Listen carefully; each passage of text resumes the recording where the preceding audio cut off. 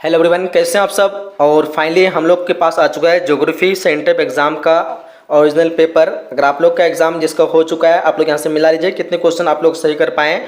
और जिसका एग्ज़ाम नहीं हुआ, आपने आप सभी फ्रेंड के साथ एक बार शेयर कर देंगे ताकि सब तक एग्ज़ाम से पहले ये क्वेश्चन पेपर पहुँच जाए। क्योंकि आप लोगों के एग्ज़ाम में सेम टू सेम यही प्रश्न सभी का एग्ज़ाम रहेगा, बट डेट अलग अलग डेट पे अपने अपने अकॉर्डिंग जो है स्कूल आपका जो कॉलेज है वो ले रहा है, लेकिन पेपर सबका सेम है। ज्योग्राफी का एग्जाम हो चुका है, जिसका हो चुका है मिला लीजिए, जिसका नहीं हुआ आप लोग क्वेश्चन को देख लीजिए क्या क्वेश्चन आप लोग को पूछे जाने वाले। ये सीट कोड ए है, ठीक है, जिसकी संख्या है 323।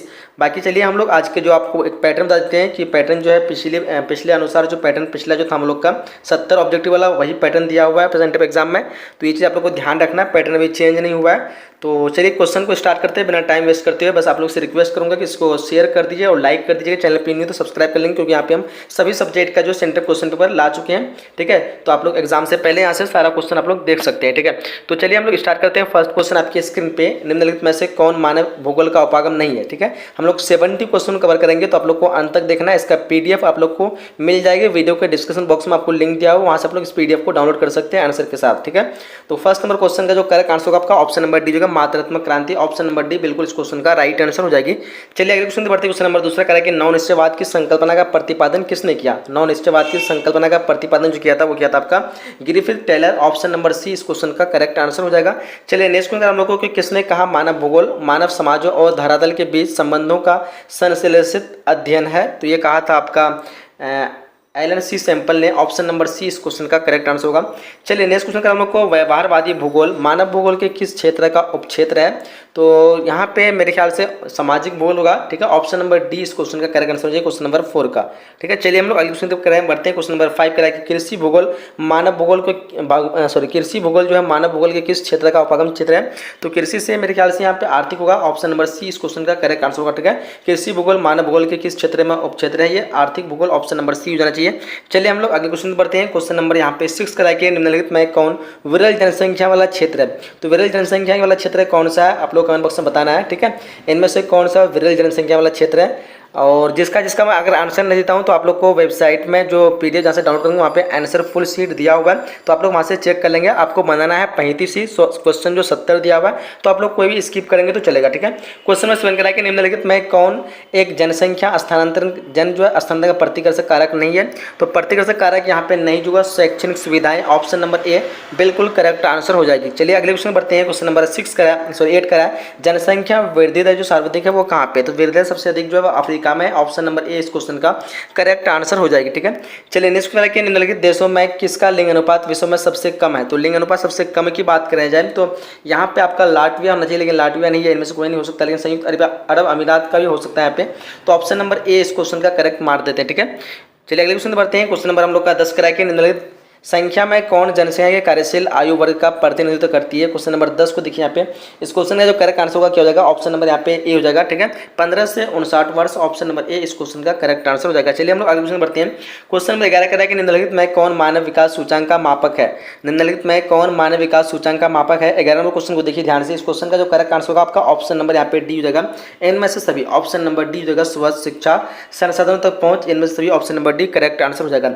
चलिए नेक्स्ट क्वेश्चन, डॉक्टर महबूल हक जो है मूल निवासी जो थे वो कहाँ के थे। तो मैं डॉक्टर महबूल हक जो मूल निवासी थे वो पाकिस्तान के थे। कहाँ के थे, पाकिस्तान के, ऑप्शन नंबर बी बिल्कुल करेक्ट आंसर हो जाएगी, ठीक है। चलिए अगला क्वेश्चन बढ़ते हैं हम लोग। क्वेश्चन कहता है कि मानव विकास सूचांक में विश्व के निम्नलिखित देशों में से किसकी कोटि उच्चतम है। तो डिफरेंट सभी को पता होगा, जो नॉर्वे है, नॉर्वे की सबसे उच्चतम है, ऑप्शन नंबर सी इस क्वेश्चन का करेक्ट आंसर होगा, क्वेश्चन नंबर 13 का, ठीक है।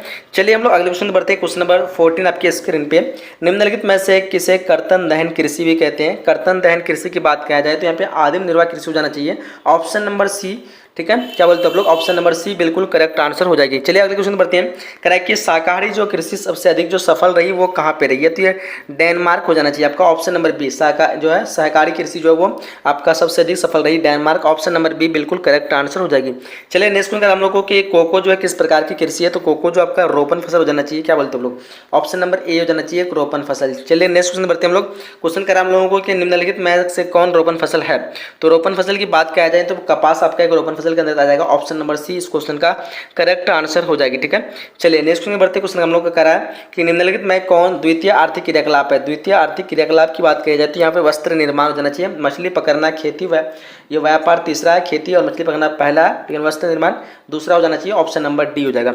चलिए नेक्स्ट क्वेश्चन हम लोगों को कि निम्नलिखित में कौन कृषि आधारित उत्पाद नहीं है। तो सबको पता होगा यहाँ पे कृषि आधारित जो चीनी होगा, कॉफ़ी होगा, चाय भी होता है, लेकिन नमक आपका नहीं होता है। ऑप्शन बी जो है यहाँ पे नहीं पूछ रहा है। ठीक है, तो ऑप्शन नंबर बी बिल्कुल करेक्ट आंसर हो जाएगा। चलिए अगला क्वेश्चन हम लोग को निम्नलिखित में से किस अर्थव्यवस्था में उत्पादन का स्वामित्व व्यक्तिगत होता है। तो व्यक्तिगत जो होता है स्वामित्व वो पूंजीवादी होता है। ऑप्शन नंबर ए इस क्वेश्चन का करेक्ट आंसर हो जाएगी। चलिए अगले क्वेश्चन बढ़ते हैं। क्वेश्चन नंबर हम लोग का 21 करें कि निम्नलिखित में कौन वन आधारित उद्योग है। तो वन आधारित उद्योग की बात करें तो डेफिनेटली सबको पता चाहिए लाख उद्योग जो कि एक वन आधारित उद्योग है। इसमें जो वनों के पत्तियों को कीड़ों के द्वारा जो है एक तरह का कृषि समस्या से इसको ये कहती है वन आधारित उद्योग हो जाएगा। ऑप्शन नंबर ए इस क्वेश्चन का करेक्ट आंसर होगा। ठीक है, चलिए अगले क्वेश्चन बढ़ते हम लोग कराए कि निम्नलिखित में से कौन चतुर्थ आर्थिक क्रियाकलाप से संबंधित है।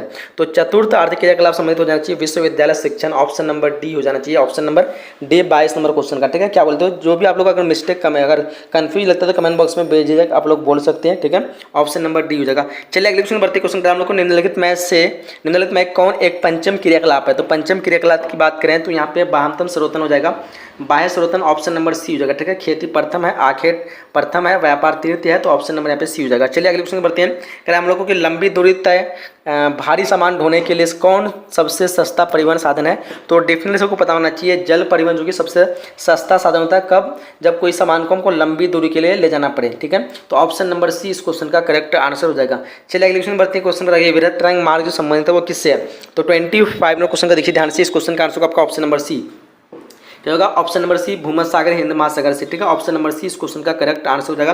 चलिए अगले क्वेश्चन बढ़ते हैं कि बिंग इंच पाइपलाइन जो परिवहन करता है ये करता है आपका पेट्रोलियम का। ठीक है, आप लोग कहीं कंफ्यूज है तरल पेट्रोलियम और पेट्रोलियम में। तरल पेट्रोलियम में एलपीजी होती है, एलपीजी का नहीं करता ये। एलपीजी एक तरह का गैस है आपका। ठीक है, एलपीजी क्या होता है, गैस होता है, लेकिन ये पाइपलाइन जो आपका गैस का नहीं, ये पेट्रोलियम का करता है, जिसमें डीजल और क्या कहते हैं पेट्रोल वगैरह सब कुछ मिला रहता है। ठीक है, वो एक तरह का तेल होता है, वो तेल का पेट्रोलियम का जो है ये करता है, मतलब परिवहन करता है। ठीक है, और ये पेट्रोलियम का एक भाग है तरल पेट्रोलियम गैस, इसी से पेट्रोलियम से ही बनता है एलपीजी, और पेट्रोलियम से डीजल केरोसिन बहुत तरह के तेल बनते हैं। तो जो मुख्य रूप से जो करता है ये पेट्रोलियम, ऑप्शन नंबर सी हो जाएगा।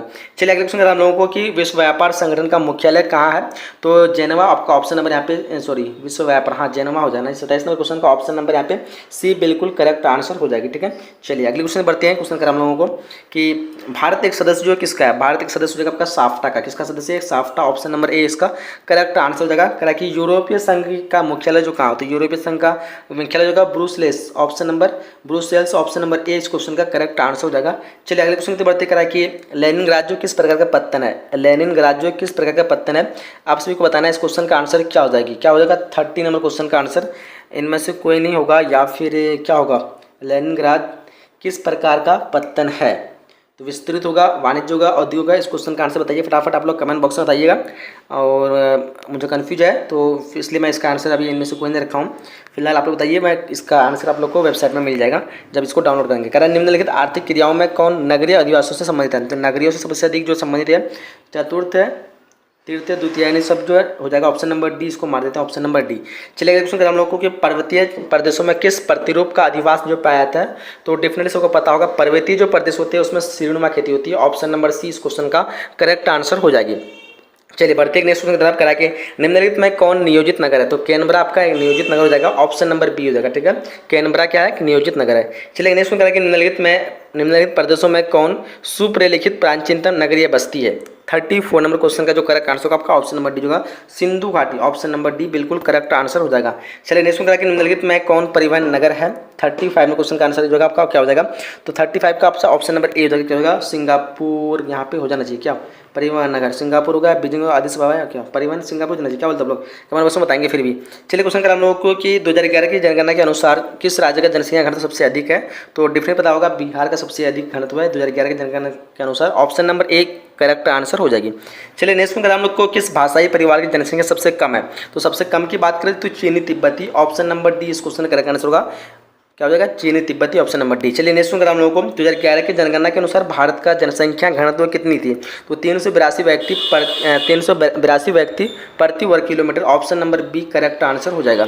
चलिए नेक्स्ट क्वेश्चन बढ़ते हैं, कह रहा है कि भारत में पुरुष प्रवास का जो है प्रमुख धारा क्या है? तो 39 नंबर क्वेश्चन का जो करेक्ट आंसर होगा आपका ऑप्शन नंबर बी होगा, ग्रामीण से नगरीय, ऑप्शन नंबर बी ग्रामीण से नगरीय बिल्कुल करेक्ट आंसर। आप लोग को बताना है 3500 क्वेश्चन, ठीक है, कितना बताना है, मात्र 35 का ही आंसर देना है, लेकिन यहाँ पे 70 क्वेश्चन रहता है, तो हम जहाँ तक कोशिश करते हैं आंसर दे देते हैं, उसके बाद आप लोग को इसका पीडीएफ डाउनलोड करेंगे तो वहाँ पे आंसर मिल जाएगी, ठीक है। मानव विकास सूचकांक 2011 के संदर्भ में विश्व के देशों में भारत के निम्न में से कौन सी कोटि थी? 129वां कोटि थी, ऑप्शन नंबर बी हो जाएगा इसका, ऑप्शन नंबर बी। चलिए नेक्स्ट क्वेश्चन हम लोग को मानव विकास सूचकांक में भारत के निम्नलिखित राज्यों में से किसकी कोटि उच्चतम है? तो डिफरेंट पता होगा आप सभी को, केरल का उच्चतम हो जाएगा, ऑप्शन नंबर ए बिल्कुल करेक्ट आंसर हो जाएगा। चलिए अगले क्वेश्चन बढ़ते हैं, क्वेश्चन कर हम लोगों को निम्नलिखित केंद्र शासित प्रदेशों में किसकी साक्षरता दर जो उच्चतम है? तो सबसे देखिए लक्षद्वीप की, ऑप्शन नंबर ए हो जाएगा, लक्षद्वीप की जो है साक्षरता दर उच्चतम है, ठीक है। चलिए क्वेश्चन कर हम लोग को निम्नलिखित में कौन जो है गैरसैंण नगर है? गैरसैंण नगर है, 43 नंबर क्वेश्चन का आंसर बताना आप लोग को क्या आंसर होगा, ठीक है। चलिए इसको स्किप करते हैं, कह रहा है कि निम्नलिखित में कौन खनन नगर है? तो खनन नगर की बात करें तो रानीगंज, ठीक है, ऑप्शन नंबर सी हो जाना चाहिए, ठीक है। चलिए नेक्स्ट में हम लोगों को कि हरित क्रांति संबंधित किससे है? तो हरित क्रांति संबंधित होगा खाद्यान्न उत्पादन, ऑप्शन नंबर बी इस क्वेश्चन का करेक्ट आंसर हो जाना चाहिए, क्या हो जाएगा, खाद्यान्न उत्पादन। चलिए अगले क्वेश्चन हम लोग को निम्नलिखित में कौन भारतीय कृषि की समस्या है? तो विखंडित जोत, अनियमित मानसून, सभी हो जाएगा, ऑप्शन नंबर डी यहाँ पे करेक्ट आंसर कर देते हैं। कौन सी भारतीय कृषि समस्या है? तो इनमें से सभी। चलिए अगले क्वेश्चन पे बढ़ते हैं, कह कि निम्नलिखित में कौन रेशेदार फसल नहीं है? तो रेशेदार फसल नहीं है, जूट तो है, कपास भी है, चाय नहीं होगा, ऑप्शन नंबर सी हो जाएगा, ठीक है, मेस्टा भी होगा, option number C correct answer हो जाएगा इस क्वेश्चन का। नहीं की बात करिए इसलिए। कह निम्नलिखित में कौन फसल शुष्क कृषि से संबंधित नहीं है? शुष्क से संबंधित नहीं, यानी सूखा जमीन पे नहीं होने वाला फसल कौन सा इनमें से है? तो गन्ना जो हमेशा भीगी जमीन पर होना चाहिए, तभी तो उसमें पानी भरेगा, रस भरेगा, तो ऑप्शन नंबर डी जगह ये आपका शुष्क कृषि से संबंधित नहीं होगा, ये भीगी कृषि मतलब भीगा जमीन में होने वाला है, ठीक है। शुष्क मतलब होता है सूखा, तो ये सारा चीज़ आपका शुष्क में हो सकता है, लेकिन गन्ना इतना पॉसिबल नहीं होना, तो ऑप्शन नंबर डी हो जाएगा। चलिए अगले क्वेश्चन बढ़ते हैं, क्वेश्चन ग्राम लोग को निम्नलिखित में कौन खाद्य फसल है? तो गेहूं आपका खाद्य फसल हो जाएगा, खाद्य फसल क्या होगा, गेहूं, ऑप्शन नंबर डी इस क्वेश्चन का करेक्ट आंसर हो जाएगा। चलिए कह निम्नलिखित राज्यों में कौन कॉफी उत्पादक है? तो कॉफी का उत्पादक जो करता है वो कर्नाटक करता है सबसे अधिक, ऑप्शन नंबर ए हो जाएगा कर्नाटक। चलिए अगले क्वेश्चन ग्राम लोगों को कि क्या कह रहा है, निम्नलिखित में कौन जो है भू उपयोग समग्र नहीं है? तो सीमांत भूमि कहा जाता है, ऑप्शन नंबर सी, जो कि यूज में अधिक इस्तेमाल नहीं होता है सीमांत भूमि, ऑप्शन नंबर सी। चलिए अगला क्वेश्चन कर हम लोगों को कि निम्नलिखित में कौन भारत का सबसे लंबा राष्ट्रीय महामार्ग है? तो सबसे लंबा जो जगह वो NH44, पहले NH7 था लेकिन NH44 अभी हो गया करंट हिसाब से, option number C correct answer हो जाएगी, ठीक है। चलिए नेक्स्ट में हम लोगों को कि जल जो है वो किस प्रकार की जो है साधन है? तो जल जो है आपका जैसे देखा जाए तो नवीकरणीय संसाधन है, लेकिन नवीकरण यहाँ पे नहीं दिया है, तो इनमें से कोई नहीं हो सकता, लेकिन जल जो अजैव संसाधन भी कहा जाते हैं, तो ऑप्शन नंबर बी आप लोग मार सकते हैं, ठीक है। फिलहाल कन्फ्यूज तो कमेंट बॉक्स में दे सकते हैं। निम्नलिखित में कौन पूर्व की ओर प्रभावित नदी नहीं है? बताइए इस क्वेश्चन का आंसर क्या होगा, देख लेते हैं कौन कौन क्वेश्चन आप बन रहा है। केंद्र सरकार द्वारा चलाई गई हरियाली प्रोजेक्ट संबंधित है, आप लोग देख लीजिए अगर आप लोग को आंसर पता है तो। फिलहाल मैं इसका आंसर आप लोग को दे रहा हूँ, वेबसाइट में लिंक वीडियो के डिस्क्रिप्शन बॉक्स में दिया हुआ, आप लोग डाउनलोड करेंगे, वहाँ पे आंसर मिल जाएगी। निम्नलिखित में कौन परंपरागत ऊर्जा का स्रोत है? क्या हो जाएगा परंपरागत ऊर्जा का स्रोत? कोयला होगा, पेट्रोलियम होगा, प्राकृतिक गैस होगा, इनमें से सभी हो जाना चाहिए, ऑप्शन नंबर डी। आगे क्वेश्चन देख लेते हैं और क्या क्वेश्चन करा है। हीराकुंड परियोजना जो अवस्थित है कहाँ पे है? बताइए क्या हो जाएगा, उड़ीसा में, छत्तीसगढ़ में, झारखंड, मध्य प्रदेश। तो हीराकुंड क्या हो जाएगा, उड़ीसा में, ऑप्शन नंबर ए हो जाएगा। चलिए अगले क्वेश्चन पे बढ़ते हैं, देखते हैं क्वेश्चन क्या है कि भांडरा मैंगनीज क्षेत्र जो किस राज्य में स्थित है? भांडरा किस में है बताना है आप लोग को। और क्वेश्चन देख लीजिए, भारत में प्रथम नाभिकीय ऊर्जा जो परियोजना स्थापित कहाँ की गई थी? नरोड़ा में, ऑप्शन नंबर यहाँ पे क्या हो जाएगा, क्या हो जाएगा, सी हो जाएगा ना। चलिए आगे देख लेते हैं क्वेश्चन करा हम लोगों को, निम्नलिखित राज्य में से किसका काकरा पार नाभिकीय ऊर्जा अवस्थित है?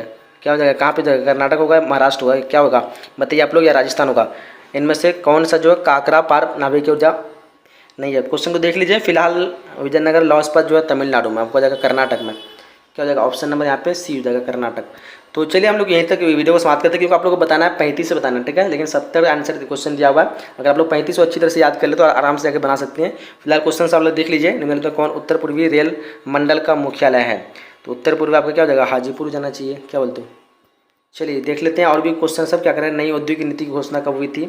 भारत में वायु परिवहन की सेवा कब हुई थी? 1911 होगा शायद, क्या जाएगा 1911। कह रहा है हम लोगों को आगे क्वेश्चन करा है कि उत्तर दक्षिण गलियार जोड़ता है किसको किससे जोड़ता है? श्रीनगर को कन्याकुमारी से, क्या, ऑप्शन नंबर यहाँ पे डी हो जाना चाहिए। कह रहा निम्नलिखित में कौन स्थलबद्ध पोताश्रय है? तो स्थलबद्ध हो जाएगा, क्या हो जाएगा, स्थलबद्ध विशाखापट्टनम हो जाएगा ना, ऑप्शन नंबर यहाँ पे सी हो जाना चाहिए। चलिए आगे को देख लेते हैं और क्वेश्चन कह रहा है कि कांदलापत्तन जो अवस्थित है कहाँ पे, कांदला बताना आप लोग को। दो देशों का व्यापार जो कहलाते हैं वो करते हैं हम क्या कहलाते हैं, अंतर्राष्ट्रीय व्यापार कहलाते हैं। ऑप्शन नंबर डी हो जाना चाहिए। आगे क्वेश्चन है ध्वनि प्रदूषण का स्रोत जो होगा इनमें से सभी हो जाएगा, इनमें से सभी ऑप्शन नंबर डी हो जाएगा। तो आप लोगों को 35 क्वेश्चन देना है, चिंता की कोई बात नहीं, आपको 35 क्वेश्चन आसानी से यहाँ से सोल्यूशन हो चुका होगा। ठीक है, इसका पीडीएफ के लिए आप लोग को वीडियो को डिस्क्रिप्शन बॉक्स में लिंक दिया होगा, डाउनलोड कर सकते हैं। और वीडियो को आप लोग लाइक नहीं किए, रिक्वेस्ट करूँगा लाइक कर दीजिए, अपने फ्रेंड के साथ शेयर कर दीजिए अधिक से अधिक, ताकि ये सारे क्वेश्चन सभी तक पहुँच सके एग्जाम से पहले, सब कुछ अच्छे से बना सके। और जो बनाए हैं आप लोग सही कर दीजिए, कितना क्वेश्चन आप लोग सही कर पाए कमेंट बॉक्स में बताइएगा। ठीक है, यहीं तक वीडियो को समाप्त करते हैं। चैनल को सब्सक्राइब जरूर करना, ताकि आपको हर एक सब्जेक्ट का सेंटर का सारा पेपर आप लोग को आज ही मिल जाने वाला है। ठीक है, तो सब्सक्राइब नोटिफिकेशन बेल को ऑन कर लेना है। चलिए मिलती है अगले क्वेश्चन को लेकर के अगले वीडियो में। जब तक के लिए जय हिंद, जय Bharat and thanks for watching.